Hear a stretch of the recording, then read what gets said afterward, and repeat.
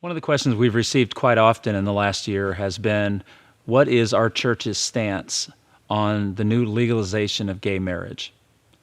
And I'd like to address that simply. We're not in the business as a church to legalize all weddings because they're legal. We believe that if a couple is in a right relationship with God and disciples of Jesus Christ, that a marriage within the church is a sacred ceremony that adds to the legal ceremony that they go through with the state. So we have partnered with the state in that. But as Paul has told us, we will not support those laws that are outside of God's will.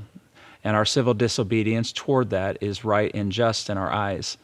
We don't mean any ill will toward this, but if you want a marriage that God can honor and that God can bless, then we'll perform a sacred ceremony. Churches will be looking at in the future whether or not they'll participate at all in legal weddings as the state becomes more and more, on the attack to churches and testing churches as to whether they agree.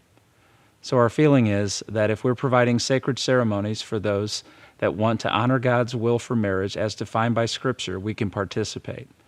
If that's not the case, then we can very gently and respectfully choose not to participate, and we do not hinder those folks from being married because they could go to the justice of the peace and receive a legal marriage. So once again, we're trying to balance mercy and grace with an opportunity to show Scripture's value and support the standards that God's put before us.